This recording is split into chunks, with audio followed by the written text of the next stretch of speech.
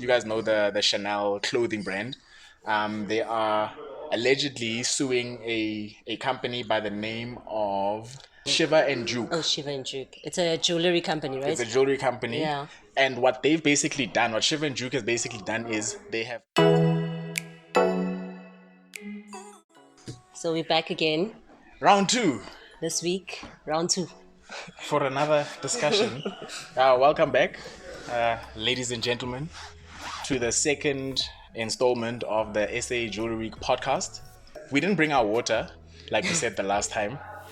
We're not really focused. I don't know what's wrong with us. Maybe next time we'll see a water kind of sitting over there. Maybe if there's a water brand that wants to sponsor us. Nah, that would be nice. Okay. That would be great. How you doing, Kanya? I'm good. Are You well? Yes. Yeah. Oh, well, as well. Not too bad. Busy time, but we get through it. So for today, what we want to actually discuss, we found a very interesting article that I think would be a very good topic for us to speak on. It's basically speaking about Chanel. You guys know the Chanel clothing brand. They are allegedly suing a company by the name of Shiver and Juke. Oh, Shiva and Juke. It's a jewellery company, right? It's a jewelry company. Yeah. And what they've basically done, what Shiver and Juke has basically done is they have taken the C monogram trademark logo of Chanel, and they've used that in the jewelry that they make. And we thought, I saw this article, and I thought, okay, this would be something very cool to talk about, especially from the point of view of trademarks. And also from the point of view of, as designers. And as a designer, obviously the thing that you're designing is intellectual property because it's something that you've thought of. So we just wanted to, talk about that, and maybe we can give some advice of what you as a budding jewelry designer, or just any designer in general, what you can do to protect yourself and to make sure that the work that you're doing is protected, and to make sure that somebody else out there doesn't take the hard work that you've put in and make it as their own. But can you though? Can you fully protect your own, designs or intellectual property? Like, can you fully say that, that is done? I mean, if you look at how, for instance, here in Joburg, we have that small street, and they always, basically doing fake taking what's Louis already Vuitton, existing, whatever else. doing their own. It's interesting you're saying that, because with Louis Vuitton specifically, I do know, I forgot which documentary it is. They actually have it's been recorded that their brand is the most counterfeited brand in the world, which is why, funny enough, and for those of you that don't know, Louis Vuitton doesn't carry the stuff that they do this season into next season. Every stuff that they've made, they'll burn it to make sure that nobody can, as far as they can. Obviously, there are people that try and counterfeit. But as far as they can, they take the stuff and then they burn it. So that's how they, I think, trying to protect their trademark. Sure, but it's a lot. It's a lot. It's a lot of work. It's a lot of work, especially because, you do put up stuff on social media, and there's always images. So if I go to a show, for example, where a designer is showcasing, and I take photos and I enjoyed my time there, even if the designer might burn the stuff, I'm still gonna I can still say, to the small little people, hey, this is what I want, make me this. So it's a very tricky. It's a tricky one, but still, how do you then, what is a trademark? So what is a trademark? Just to speak broadly about what a trademark is, obviously every country has its own laws, but I think there are similarities across the board. So if we speak about a trademark, I'll go to the CIPC website just so that we can understand. I want to read it specifically. Okay. So while Tato's doing that, basically what it is it's what distinguishes your brand from the rest of the existing brands. So it's what people identify your goods and services with. So obviously your logo, in this case with Chanel, since they're suing because it's basically their monogram, and that is what they trademarked. So for a jeweler to now come and, this jewelry company to come now and take their trademark and use that to make money and make Yes. profits out of it, they are then suing. So a trademark is basically what distinguishes, Yeah. like in simple terms, In it's simple basically terms. what distinguishes you from everybody Everyone else. else. And also, like in, there's different classes apparently of trademarks. So when you're registering, if you're going to go onto CIPC, for example, or depending on In if South you Africa. yeah in South Africa, there's different classes also. You cannot apparently, if I'm selling jewelry, I cannot register my trademark as something under fashion, Oh, because you're jewelry because specific. it's jewelry specific. So I cannot now go and register my thing under I see. the food market or whatever. Okay, because so it's it not the has same to be thing. so there's different classes also that people need to be aware of Yeah. when they're registering their So that's trademark. something you should look out for then, Yeah. specifically if you are in the jewelry industry. You trying to register your company and maybe your logo and so on. So the CIPC definition, it says a trademark is a brand name, a slogan, or a logo. It identifies the services or goods of one person and distinguishes it from the goods and services of another. Yeah. So like what Kanya was saying earlier on, if a great example would be if you look at Coca-Cola, for instance, their logo, we know what the logo, it's the writing that they have kind of trademarked, how to write the whole Coca-Cola with the red around it. And then their brand name is Coca-Cola. They don't have a slogan. The slogan always changes. So the slogan would be, for instance, something that will identify you to the brand. So for instance, with Nike, their slogan is just do it. Yeah. And their logo would be the The tick, swoosh. yeah. Sometimes it has the Nike written on top, but I think it interchanges. Yeah. And then their brand name, their trademark brand name is Nike. Okay, so those are basically the differences between those three things. And I think why this is important and why I think Chanel was suing is because even though, like what Kanya's saying, you could go to a shop and maybe take a photo and then somebody says, oh, can you make this for me? What they've now done is, I think, putting it on their website and then English. It came by a boat, Baba. Yeah. It doesn't belong. What's the word? Publicizing, I think that's the word. But them doing that and then they're making money from that is the issue, or like a lot of money from it, because now they are taking it and then they are maybe casting it and making multiples of it and then they're making money from that. Whereas maybe if they were just doing it once off, I mean, Chanel would never have caught wind of that if they were not putting it on their website as well, you see. So But also the argument there was that Chanel was arguing that there's also no proof that, it's something that is original. Yes. And also they are not also really saying, giving credit to Chanel. To Chanel. So that's also their point of, if you had given credit to Chanel and say, this is inspired by Chanel, then maybe you could kind of get away with it, but also at the same time, Chanel has Chanel every would right have to to say be no. had to be aware. Had to be aware. Yeah, Chanel in that- could in that easily just case. say no, we don't want to be associated with that. Yeah. So I think from a designer point of view, those are the kind of things you have to look out for. So for instance, another thing that from a personal experience, so whenever people want me to make them a piece, a lot of times they'll come with a picture of what it is that they're looking for, right? So that picture is what you use for reference or for inspiration. It would be, if I was now going to take that picture and it's something that is trademarked, you see there's a difference. If it's trademarked, it means it's by law, it belongs to that company. If I had to take that thing and which has been trademarked and I start making multiples of it and then I put it on my website or wherever it is where people can see it and I start gaining profit from that without acknowledging the original brand, I could get into trouble for that. Yeah.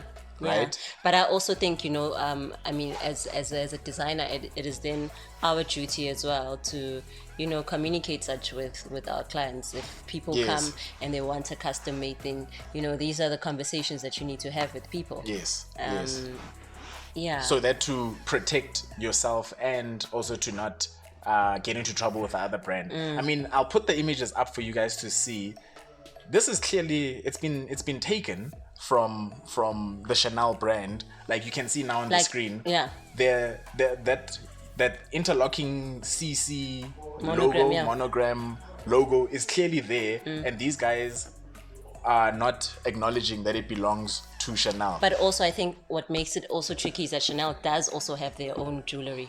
Yeah. You know, like, so if you are a Chanel fanatic, you know, you could easily mistake it. And then this that's for- taking money away from and that's Chanel. taking money away from. But also, besides the taking money away, it's also that thing of, if the product is poor, for example, it's not of Yes. good quality, and the service that this jewelry company is now, you know, giving to its clients, people could easily associate it with Chanel. with the reputation. Yeah, like, it's a reputation now. Yeah. It's, you know, it could damage Chanel's reputation. Yeah, So it's a lot of stuff is at risk, and I think, you know, as designers, we really would have to be aware of such things on our end. You know, that when you are finding inspiration, you kind of make do sure- your due diligence, Yes. go all the way around. That's Yes. why, like, we teach design at a university, at UJ, and we go through the whole design process with the students to make sure that whatever product that they come up with at the end, there isn't a risk of you plagiarizing, because this is, you know, another word for it would be plagiarism. And plagiarism, again, it's taking someone's idea and presenting it as your own. Yeah. You can get into trouble for that. You could lose whatever license that you have if it's a different industry.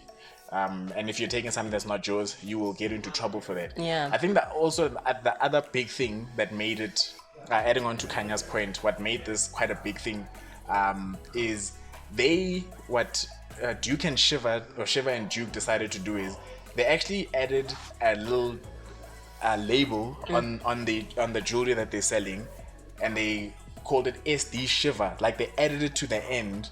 You see, it's adding more to what Kanya's saying, where they didn't even acknowledge that it belongs to Chanel. Yeah. They put it as their own. Now it makes it seem like it's their, you know, a brilliant idea and invention and all of that, which is problematic. Did they win the case? Did Chanel win the case? I think they did win the case, especially because it was undeniable that this belongs to Chanel. Yeah. So, you know, look out for that kind of thing. You don't wanna, firstly, you don't wanna be dishonest, especially in our industry. Yeah. You know, like it's a discussion that can stem into many other things, because if you're not honest about what you're producing, to the point of, you know, you'll tell a client, this is gold when it's actually brass. Imagine now you hallmark something and say that this is, you know, 9 karat gold, yellow gold, or 18 karat yellow gold, when meanwhile it's brass. You know, Hey. they look similar, Yeah. but they are not the same. It's not the same. They are definitely not the same It's thing. not You know, the to same the thing. client, after you've polished it, it looks great, and like, oh yeah, this is. You're being dishonest, and then Yeah. if you get found out, you know, if you do have a gold license, oh, you're definitely losing that thing. Yeah.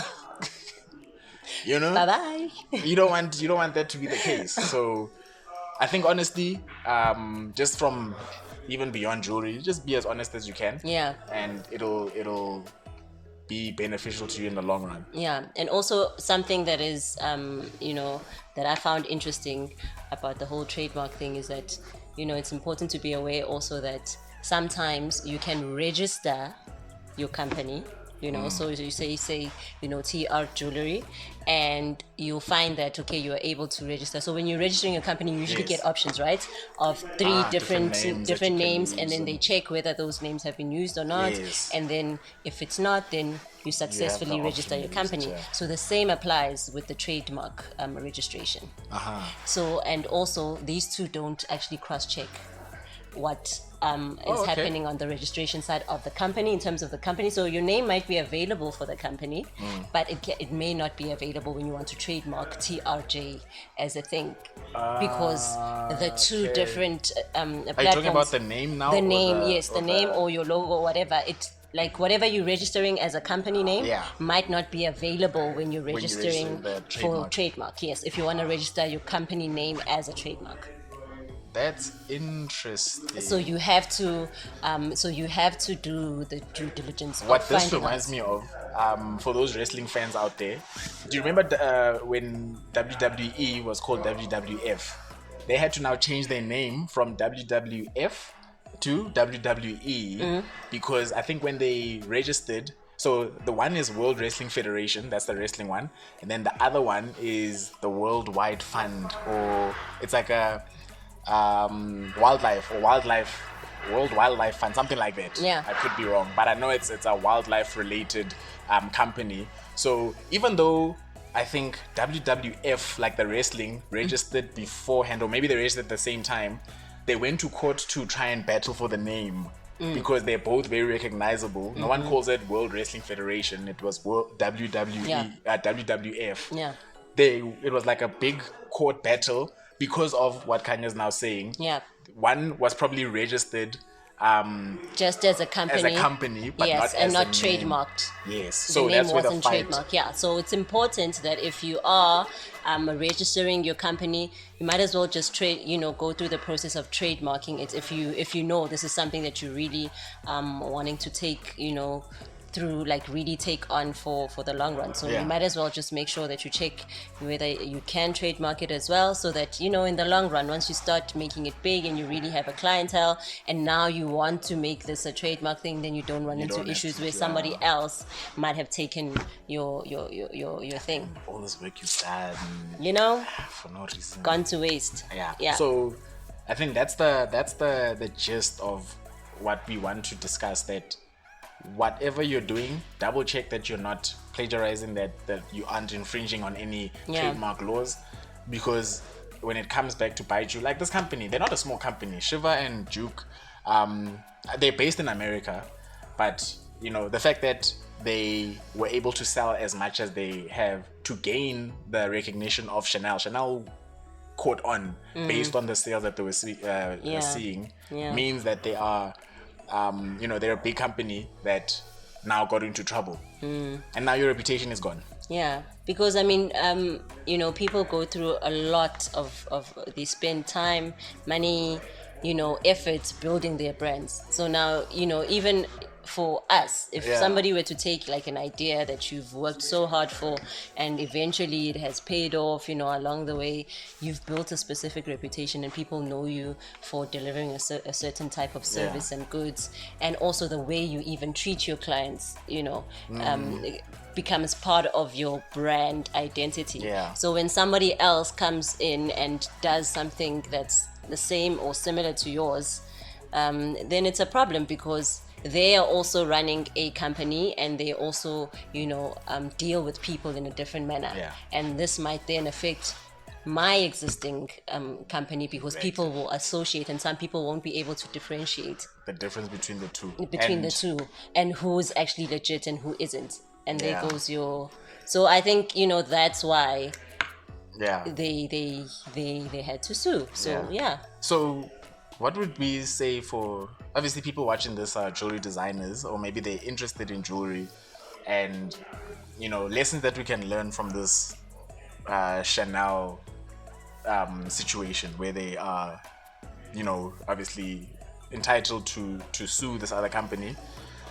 What kind of lessons do you think that we could maybe give to even the students that we're teaching, or people that maybe want to start their own brand? And I think, okay, continue. No, that's it. Oh, okay.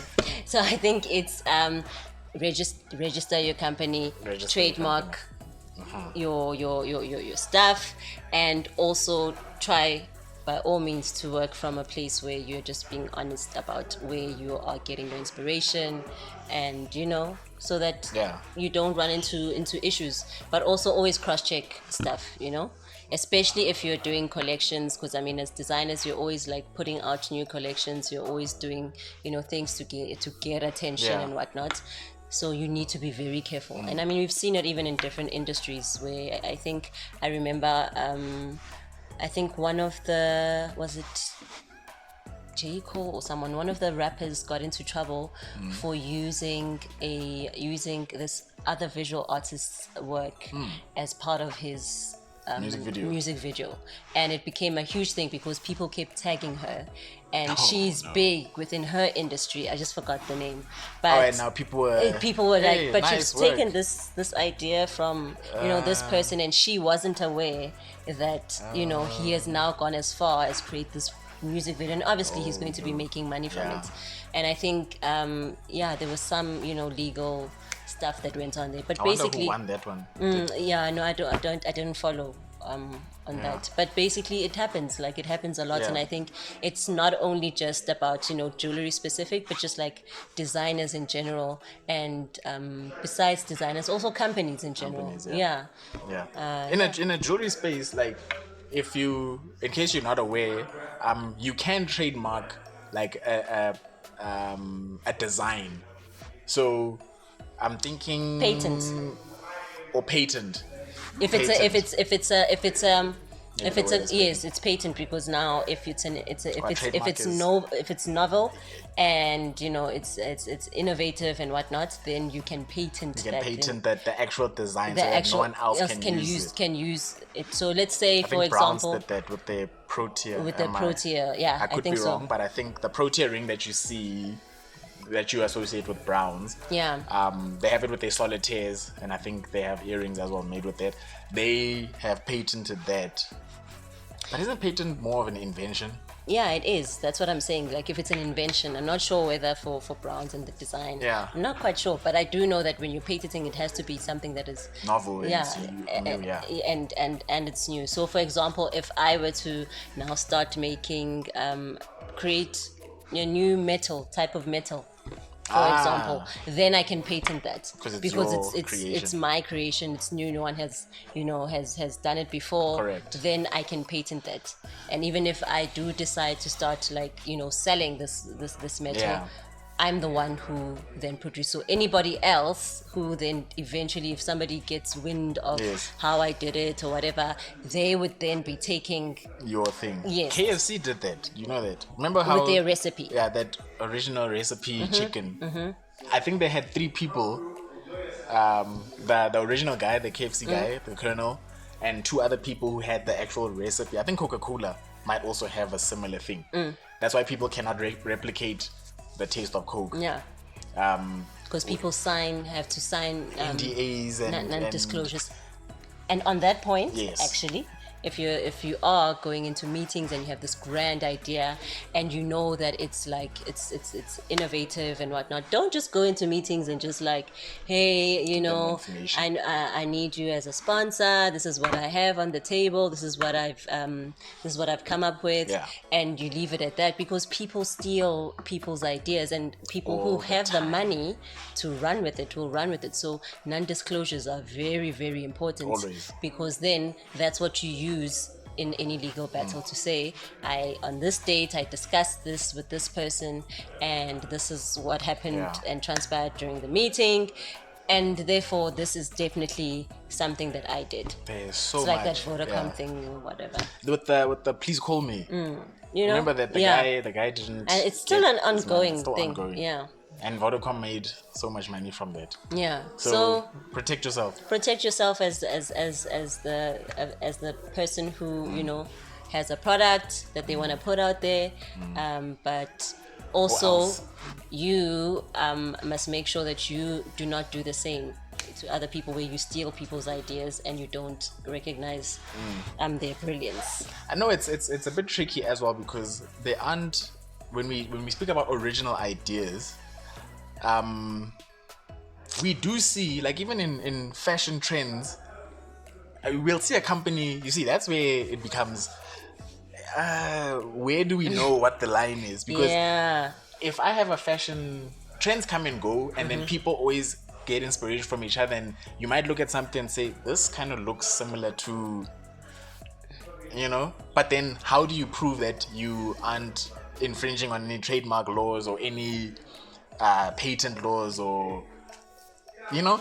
But then again, that's when a trademarking becomes important, because just because I have the idea and just because I've been sitting on the idea, not really doing anything about it, if somebody has gone as far as registering it as their own, then there's nothing I can do. Nothing I can So the minute I feel like something has potential, or I wanna brand myself in a particular way, and what I'm going to produce is it's going to be. Yeah. I believe in it that much, then I might as well do the trademark so that I don't run into that issue. That problem. I mean, remember when I did the whole mask, the African mask thing? Oh, it was yeah. like years ago. Like, we discussed it. I Yeah. showed you. I had like these brilliant ideas where I was like, okay, African mask. Then I started seeing then- designers Yeah. actually doing the stuff, and I can't say no. So you they were stole it. first to market. So they were first to market. So now I can't put out, well, I can if I wanted to, but I'm just saying that now do you it's prove like, it? how do you prove it? That you initially had this when people weren't even really, Now people are on it. people and are you're now on it, and now I'm But it seeing was it everywhere. But I'm just like, oh, this was like an idea. I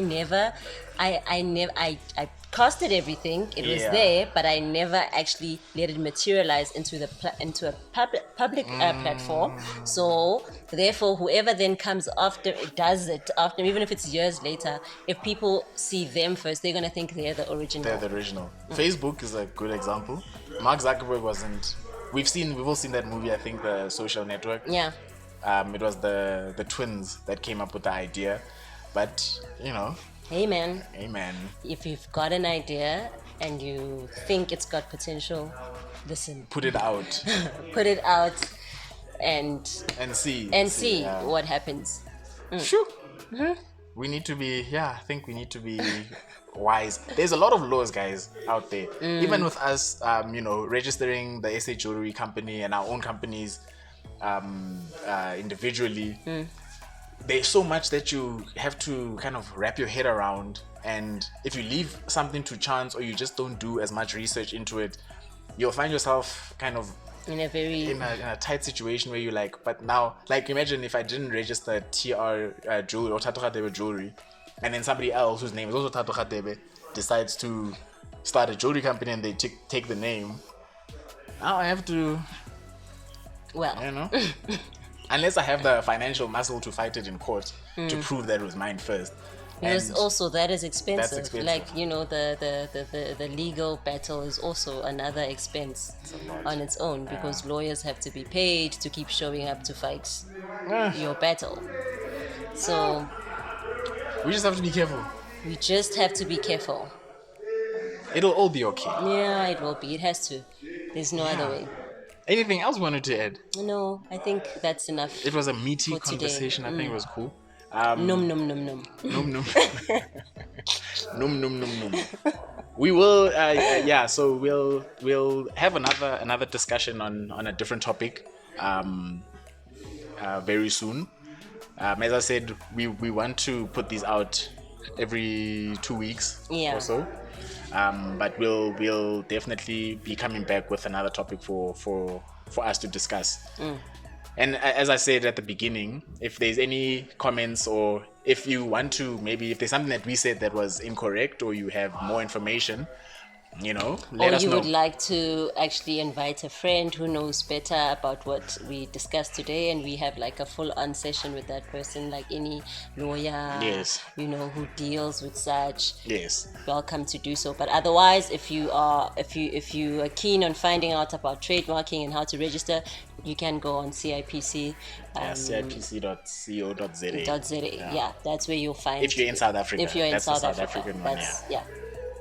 And other countries, I'm not too sure what the companies are that deal with trademarks and things like that. I But do other- know another company called Collective Intelligence. It does deal with patents and trademarks as well. So Okay. that's another thing. Cool. Oh, and by the way, I'm wearing an earring from Sister Funk. Very nice. Very nice, very nice. It's what's the material? It's polymer clay. polymer clay. Yeah. So It's quite a thing lately, Yeah, it is like quite a a lot of designers yeah, are they're very nice. going very, very into nice. that, yeah. And I'm not wearing any jewelry except And then for my also small chain. like a palm bracelet. I did this a long time ago. Are those skulls, Kanye? Yes, they are. What are you trying to tell us? Death to the pandemic. Death to the pandemic, indeed. Okay. This has been great. This has been great, guys. Thank you very much. Don't mind us. We will talk again very soon. As usual, like, comment, subscribe, tell people to tell their people, and we'll tell more people to tell more people. Yeah. Until we meet again. See you next time.